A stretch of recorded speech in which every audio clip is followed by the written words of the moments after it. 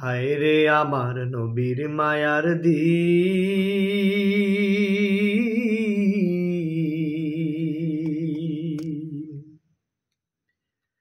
উম্মতেরই সামনে আজি হইতেছে বিলীন। হায় রে আমার নবীর মায়ার দিন, হায় রে আমার নবীর মায়ার দিন,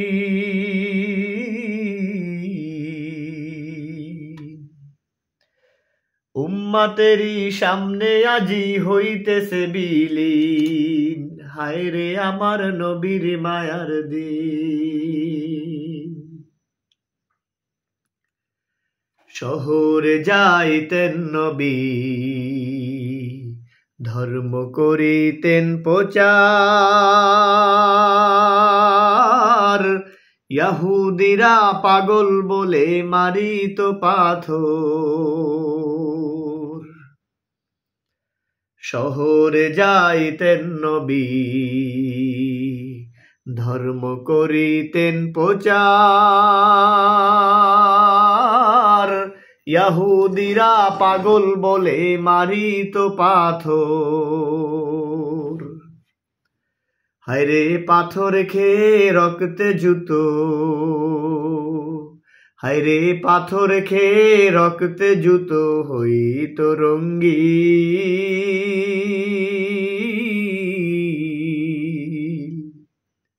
হায়রে আমার নবীর মায়ার দিন, হায়রে আমার নবীর মায়ার দিন,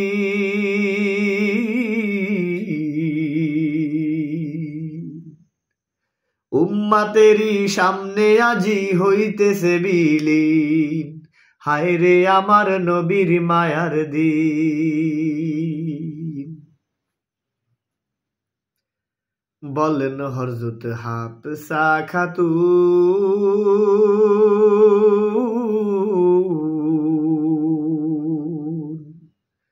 মাস যেত নবীর চুলায় না জ্বলতো আগুন, না জুটিত একটি দানা। হায়রে না জুটিত একটি দানা খেজুর কোনদিন।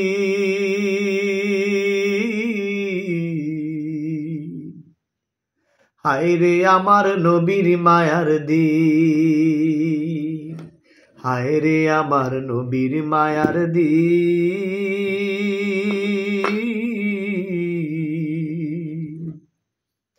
উম্মতেরই সামনে আজি হইতেছে বিলীন। হায়রে আমার নবীর মায়ার দিন। শহরে যাইতেন নবী, ধর্ম করিতেন প্রচার, ইহুদিরা পাগল বলে মারিত পাথর। শহরে যাইতেন নবী, ধর্ম করিতেন প্রচার, ইহুদিরা পাগল বলে মারিত পাথর। হায়রে পাথর খেয়ে রক্তে জুতো, হায়রে পাথর খেয়ে রক্তে জুতো হইত রঙ্গিন।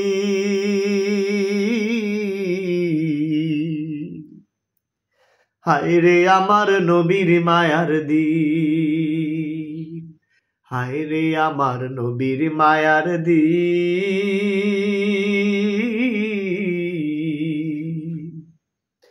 উম্মতেরই সামনে আজি হইতেছে বিলীন।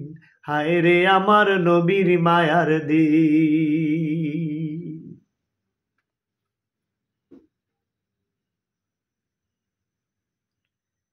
যে নবীজি সাল্লাল্লাহু আলাইহি সাল্লাম এই দিনকে দুনিয়ার বুকে মানুষের ময়দানে পৌঁছানোর জন্য মানুষের কাছে মানুষের ধারে ধারে বারে বারে যেতেন। দরদ ভরা ব্যথা নিয়ে বুকের ভিতর বলতেন, হে লোক সকল, হে আমার কওমের লোকেরা, তোমরা পড়ো লা ইলাহা ইল্লাল্লাহু মুহাম্মাদুর রাসূলুল্লাহ, তোমরা কামিয়াব হয়ে যাবা। যদি আমার কথা তোমরা না শোনো, না মানো, তোমরা হালাক হয়ে যাবা, ধ্বংস হয়ে যাবা। আল্লাহ তাআলা যুগে যুগে এই কথাটা বলানোর জন্য, আল্লাহর দিন আল্লাহর জমিনে কিভাবে জিন্দা থাকবে, মানুষ কি করে আল্লাহকে চিনবে, আল্লাহর হুকুম মানবে, আল্লাহর খাঁটি বান্দা হয়ে ঈমান নিয়ে মরে আল্লাহ তাআলার চিরস্থায়ী ওই জান্নাতের সুখ কিভাবে পাইতে পারে, এজন্য আল্লাহ পাকের দিন টিকানোর জন্য যুগে যুগে লক্ষাধিক নবী এসে মানুষের ময়দানে ধারে ধারে শুধু এই কথাটাই বলতেন, তাওহীদের কথা বলতেন, আল্লাহর কথা বলতেন, জান্নাতের কথা বলতেন, জাহান্নামের কথা বলতেন।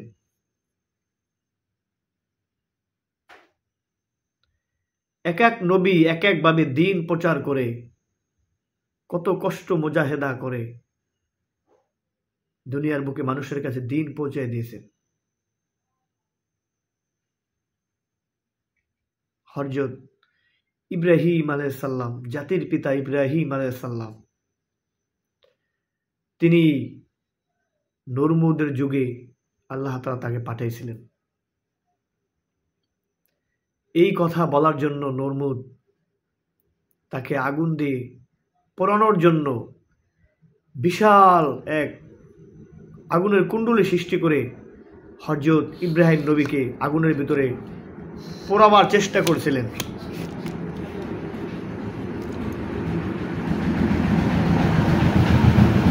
কিন্তু আগুন তো মাকলুক, আগুন তো একজনের কথায় চলে, তিনি হলেন আল্লাহ তাআলা। আগুনের তো কোনো ক্ষমতা নাই, আগুনের কোনো পাওয়ার নাই, সমস্ত পাওয়ার ক্ষমতা আল্লাহ তাআলার, আল্লাহ তাআলার হুকুমের পাওয়ার।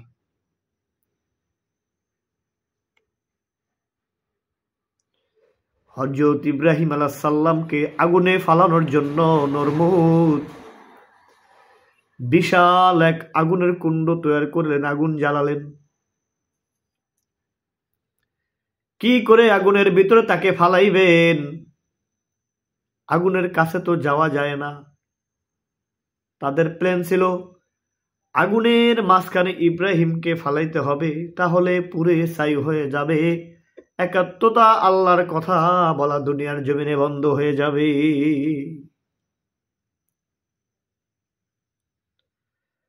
আল্লাহর নবী ইব্রাহিম আলাইহিস সালাম আল্লাহকে ডেকে ডেকে বলেন, আল্লাহ, তোমার দিন জমিনে বলন্দ করার জন্য, তোমার একাত্মতার কথা বলার জন্য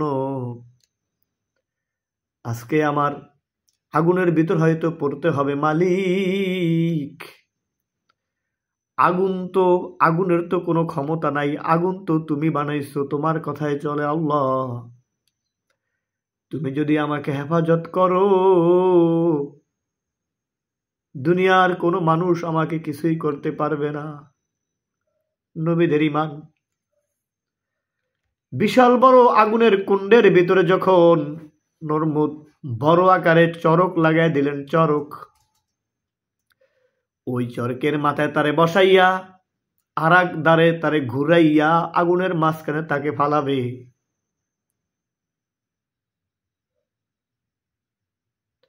এমন সময় ওই যে চরকে বসাইয়া আর এক ধারে চরক ঘুরাইয়া তাকে আগুনে ফালানোর চেষ্টা করে, অসংখ্য লোক চরক ধরেছে কিন্তু চরক জাগাইতে পারতেছে না,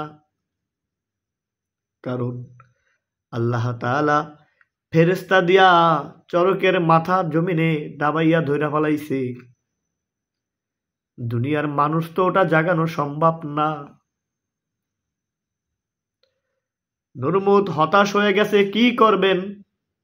অনেক লোক দিলাম, ইব্রাহিম শুধু একা, আমার অনেক সৈন্যবাহিনী দিলাম, কেউ তো চরক লড়াতে পারে না, কিভাবে আগুনে পোড়ানো যায়? টেনশনে পড়ে গেলেন। শয়তান বিদ্ধ হয়ে বৃদ্ধ লোকের ভেসাল ধরে বলতেছে, রাজামশাই, আপনি এইভাবে ইব্রাহিমকে পোড়াতে পারবেন না, কারণ ওই চরকের ধারে এই ফেরেশতা, অগণিত ফেরেশতা বসে রয়েছে ইব্রাহিমকে ধরে।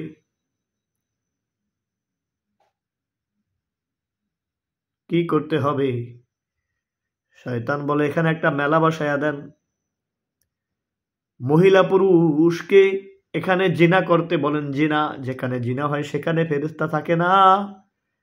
তখন ফেরেশতা চলে গেলে ইব্রাহিম হালকা হয়ে যাবে, তখন আপনি আগুনের ভিতর ফালাতে সম্ভব। নরমুদ ঘোষণা করে দিলেন, যুবক যুবতী ল্যাংটা করে ছেড়ে দাও, তারা এখানে জেনা করবে, ফেরেশতা চলে যাবে, তারপর ইব্রাহিমকে আগুনে ফালাতে হবে।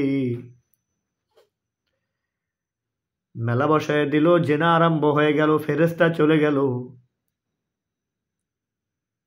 কিছু লোক যায়া ওই চরকে যা ধরলো, ইব্রাহিমকে ঘুরাইয়া, চরক ঘুরাইয়া আগুনের ভিতর ফালাই দিব।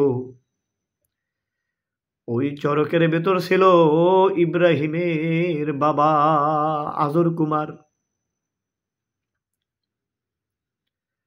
আল্লাহ তাআলা তার দ্বারা এমন একটা পরীক্ষা নিলেন, দেখলেন আমার ইব্রাহিম কি ধৈর্য হারা হয়ে যায় কিনা, আমি আল্লাহ ছাড়া কারো কাছে সাহায্য চাই কিনা। ইব্রাহিম আলাইহিস সালামকে কঠিন পরীক্ষার ভিতরে ফালাইয়া দিলেন। বলে, আল্লাহ, আমার সবচেয়ে দুঃখজনক ঘটনা হলো আমাকে আগুনে নমরুদ পোড়াবে, কিন্তু আমার বাবা চরক ধরে বসছে, এর চাইতে দুঃখের বিষয় আমার আর কি হতে পারে। হযরত ইব্রাহিম আলাইহিস সালাম বলেন, আল্লাহ, তুমি যদি আমাকে সাহায্য করে, আগুন তো কিছুই করতে পারবে না, আগুন তো তোমার মাখলুক। আগুনের ভিতর ফালাবেন এমন সময় একজন ফেরেশতা তার কাছে আইসা বলে, আল্লাহর নবী ইব্রাহিম, আপনার কঠিন মুহূর্ত, বিপদের সময় আপনি আমাদেরকে বলেন আপনার সাহায্য লাগবে কিনা, বলেন এই আগুনকে আমাদের পাখা দিয়ে, বাড়ি দিয়ে আগুনকে নিভাইয়া ফালাবো। হযরত ইব্রাহিম আলাইহিস সালাম বলেন, ফেরেশতারা, আমি যে তোমাদেরকে কে পাঠাইছে সাহায্যের জন্য? বলে, আল্লাহ পাঠাইছেন। ইব্রাহিম বলেন, আমি যে বিপদের সম্মুখীন হয়ে গেছি, এটা কি আল্লাহ দেখতেছে কিনা? বলে, দেখতেছে। বলে, আল্লাহ যদি আমাকে সাহায্য করে, তোমাদের ফেরেশতার সাহায্যের দরকার নাই। ইব্রাহিম আলাইহিস সালাম ফেরেশতাদের সাহায্য চাইলেন না, আল্লাহর সাহায্য চাইলেন। আল্লাহ তাআলা বড্ড খুশি হয়ে গেছেন। আগুনকে বললেন, আগুন, তোকে আমি পাওয়ার দিছি, কিছু পুইরা ছাই করে দাও, যা পাও সব পুইরা ফালাও, কিন্তু তুমি তো পড়াইতে পারো না আমার হুকুম ছাড়া। এ আগুন, তুমি আমার ইব্রাহিমের জন্য শান্তিদায়ক হয়ে যাও, শান্তিদায়ক হয়ে যাও। হযরত ইব্রাহিম আলাইহিস সালাম আগুনে পড়ার সাথে সাথে আগুন এয়ার কন্ডিশন হয়ে গেছে, শীত না গরমও না। কোন কোন বর্ণনায় আলেমরা বলেন 40 দিন পর্যন্ত আগুন জ্বলছিলেন। আল্লাহ তাআলা আগুনের ভিতরে ইব্রাহিম আলাইহিস সালামকে জান্নাতের খানা খাওয়ায়া পালছে।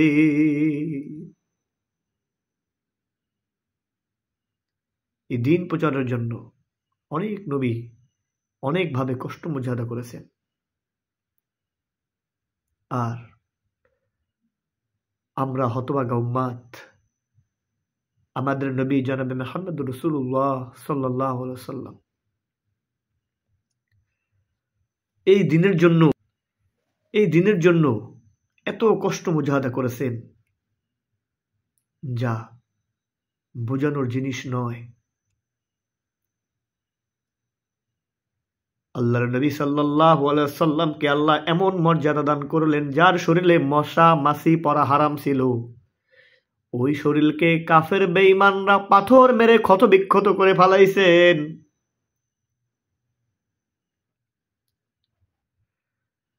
কোন এক যুদ্ধে আল্লাহ রসুল সাল্লাল্লাহু আলাইহি ওয়াসাল্লাম আহত হয়েছিলেন, কান্না করতেছিলেন, কান্না, অনেক কষ্ট পেয়েছেন যুদ্ধে। ফেরেশতারা এসে বলেন, ইয়া রাসূলুল্লাহ, ইয়া হাবিবাল্লাহ, আপনি কি পরিমাণ আঘাত খাইছেন, কি পরিমাণ কষ্ট করেছেন আল্লাহ তাআলা দেখেন। আপনি শুধু বলেন, এই কাফের বেঈমানদেরকে 2 পাহাড় চাপ দিয়ে ওদেরকে পিষায় ফালাই। আল্লাহর হাবিব সাল্লাল্লাহু আলাইহি ওয়াসাল্লাম চোখের পানি ফেলে বলে, আল্লাহ, ওরা তো আমাকে বুঝে নাই, ওদেরকে তুমি মাফ করে দাও। সুবহানাল্লাহ। আমাদের সাথে কারো যদি কাজ্জা জর্গা লাগে, আমরা বলি তুই ধ্বংস হয়ে যা, বদদুয়া করি।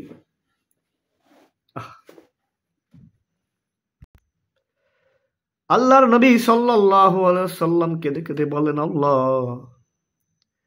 না বুঝিয়ে মারে পাথর, না চিনিয়ে আল্লাহ, ক্ষমা করো, দয়া করো, ও গো আমার মাওলা। ওদের মারিলে ভবে কে ডাকিবে আল্লাহ, মদিনার বুলবুল নবী রাসূলুল্লাহ, মদিনার বুলবুল নবী রাসূলুল্লাহ, পাঠালেন খুশি হয়ে নিজে মাবুদ আল্লাহ। নবীজি ডেকে বলেন, আল্লাহ, ওরা তো আমাকে চিনে নাই, ওদেরকে তুমি মাফ করে দাও। ওদেরকে যদি মেরে ফেলো, কে তোমাকে আল্লাহ বলে ডাকবে। কত দয়ার নবী ছিলেন, কত মহাব্বত করতেন আমাদেরকে। একটা ঘটনা এভাবে আমি শুনছি, এক কাফেরের বাড়িতে আল্লাহ রসুল সাল্লাল্লাহু আলাইহি সাল্লাম যাইতেন, বলতেন, ভাই তুমি বলো লা ইলাহা ইল্লাল্লাহ, তুমি কামিয়াব হয়ে যাওয়া। সকালে যাইতেন, কথা শুনতেন না, দুপুরে যাইতেন, রাতে যাইতেন, পরের দিন সকালে যাইতেন, শুধু যাওয়ার উপরে ছিলেন। ওই কাফের আল্লাহর নবী বারে বারে যাওয়াতে বিরক্ত হইয়া আল্লাহর নবীর কাছে আইসা একটা ধাক্কা মারলেন, এই মিয়া, তুমি কি শোনো না, আমি তোমার কালেমা গ্রহণ করব না, আমি আমার ধর্মে ঠিক আছে, তুমি আমাকে কেন বোঝাতে আসো। আল্লাহর নবী সাল্লাল্লাহু আলাইহি সাল্লাম ওই কাফেরের ধাক্কা খাইয়া জমিনে পড়ে গেলেন, মাটিতে পড়ে গেলেন, হাউমাউ করে কান্দা দিলেন। কাফের বলেন, এখন খুব ভালো হয়েছে, তোমাকে বলছি তুমি আমার কাছে এসো না, আমি তোমার কোনো কথা শুনবো না। এখন আমি ধাক্কা মেরেছি, তুমি পড়ে গেছো, এখন তুমি দুঃখ ব্যথা পায়া তুমি কাঁদতেছো, এখন ভালোই হয়েছে। আল্লাহর নবী সাল্লাল্লাহু আলাইহি সাল্লাম বলেন, হে ভাই, তুমি যে আমাকে ধাক্কা দিয়েছো, আমি ব্যথা পেয়েছি, এই জন্য আমি কান্দি না। কাফের বললেন, তাহলে কেন কান্দো, রহস্য কি? আল্লাহর নবী বলেন, হে ভাই, আমি তোমার কাছে এতবার এত কথা বললাম, আল্লাহর কথা তোমার কাছে বারবার তোমার কাছে নিয়ে আসলাম, তুমি যে আমার কথা শোনো নাই। তুমি যখন মরে যাবা, একদিন তোমার মরণ তো হবে। তুমি যদি এই কাফের অবস্থায় মারা যাও, তোমার আজীবন জাহান্নামের আগুনে তোমার জ্বলতে হবে। তোমার কি অবস্থা হবে রে ভাই, তুমি কেন আমার কথা শুনলা না? কাফের দিলে আল্লাহ তাআলা নূরের ঝলক বসায় দিলেন, বলতেছেন, মুহাম্মদ, আমি এত বকাঝকা তোমাকে করলাম, তোমাকে অপমান করলাম, তোমার কথা শুনলাম না, তোমাকে ধাক্কা দিলাম, তুমি ব্যথা পায়া তুমি তোমার জন্য কাঁদো না, তুমি আমার জন্য কাঁদো। আসলে আমার চক্ষু দিয়ে আমি এতদিন তোমাকে চিনতে পারি নাই। যে লোকটা নিজের ব্যথায় কান্দে না, অপরের ব্যথায় ব্যথিত হয়ে কান্দে, ইনি তো সাধারণ মানুষ না। মুহাম্মদ, তুমি আমাকে পরে দাও লা ইলাহা ইল্লাল্লাহু মুহাম্মাদুর রাসূলুল্লাহ।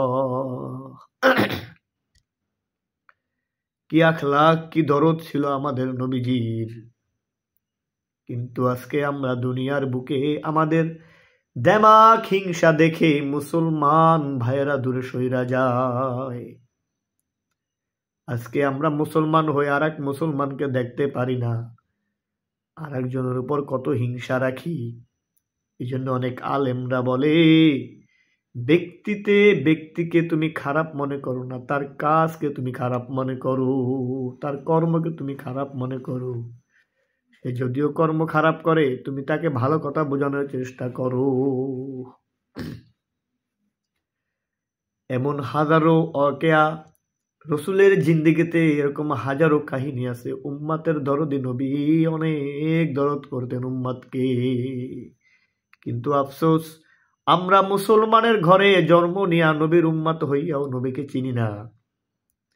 হাজার হাজার বিধর্মীরা ইসলাম কবুল করে তারা নবীকে চিনবে, নবীকে তারা স্বপ্ন দেখে, নবীর প্রেমে তারা ইসলাম ধর্ম গ্রহণ করে, তারা আজকে ধর্মের কথা আমাদেরকে শোনায়। কিন্তু আমরা মুসলমান হয়ে ধর্ম বুঝি না। এজন্য দুনিয়ার বুকে যে যেই দল করো না কেন, যে যে দলের পাশে থাকো না কেন, উদ্দেশ্য হলো তোমার দিলকে তুমি নরম বানাও। মরহুম চরমনার পিসাব, আল্লাহ তার কবরকে জান্নাতের বাগান করে দে, তিনি বলতেন, বাবা রে, আমার কাছে আইসা তোমাদের মুরিদ হওয়ার দরকার নাই, চরমনায় আসার কোনো দরকার নাই। তুমি যেখানে যাইয়া যার হাতে হাত রাইখা, যার পাশে গইরা তোমার দিলকে, তোমার কলবকে নরম করিয়া চোখে পানি আইনা আল্লাহর অলি হইয়া ময়ূর।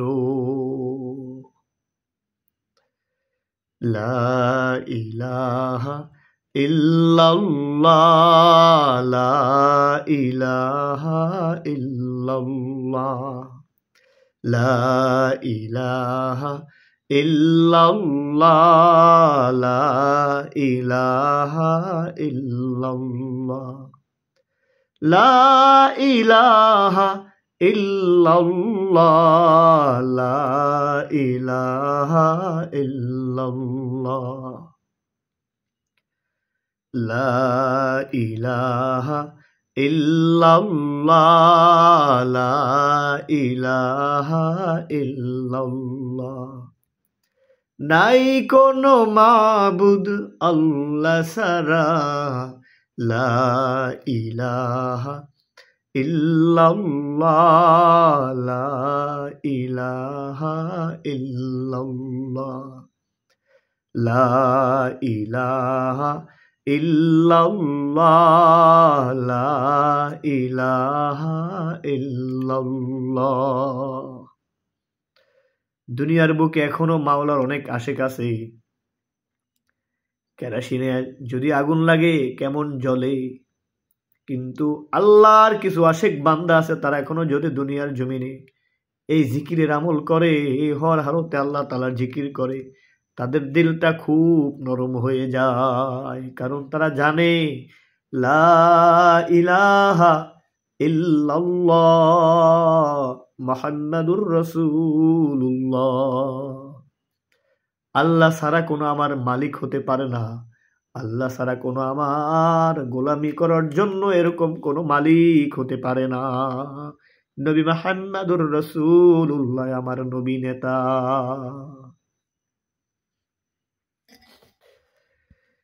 এজন্য দুনিয়ার বুকে খুব সতর্কভাবে জীবনযাপন করা, খুব সাবধানে জীবনযাপন করা, এরকম ব্যবহার না করা যে ব্যবহারের দ্বারাই মুসলমান ভাই তোমার থেকে দূরে সরে যায়। দুনিয়ার বুকে আমরা কিছু পাপাচার মানুষ আছি, যারা বড় বড় হক্কানি দলের সাথে জড়িত, হক্কানি পীর মাশায়েখদের দলে জড়িত, বড় বড় দিনের কাজে জড়িত।